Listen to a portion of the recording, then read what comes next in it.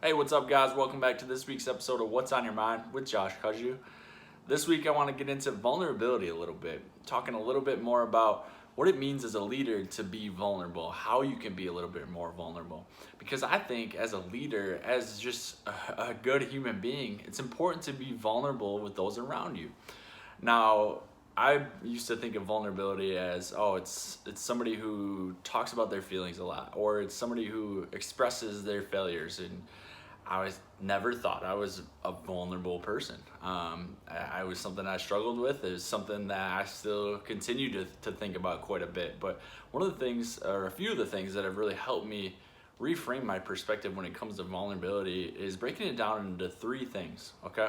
So to be vulnerable, first thing to me is somebody who's vulnerable is able to step outside of their comfort zone. They're able to understand what it is that they're good at, but they're always challenging themselves to step outside. They're always challenging to learn more, to be better, to become a better version of themselves.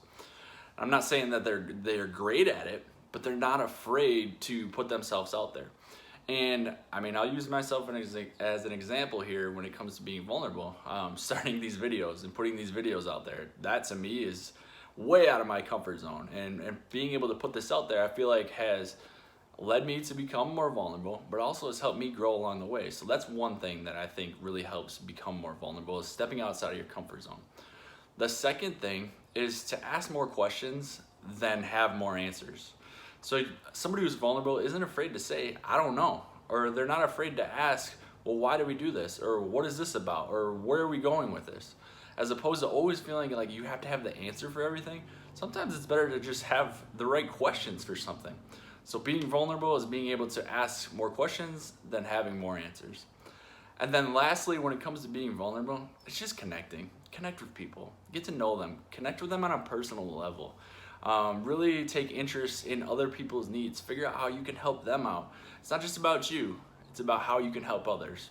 So that's what I have for you guys today. I want you to consider, how can you be more vulnerable in your life? Maybe it's stepping outside of your comfort zone. Maybe it's asking more questions. Maybe it's connecting better with those around you. Ask yourself today, how can you be more vulnerable, and how are you going to start to implement it? Thanks, guys. Have a great day.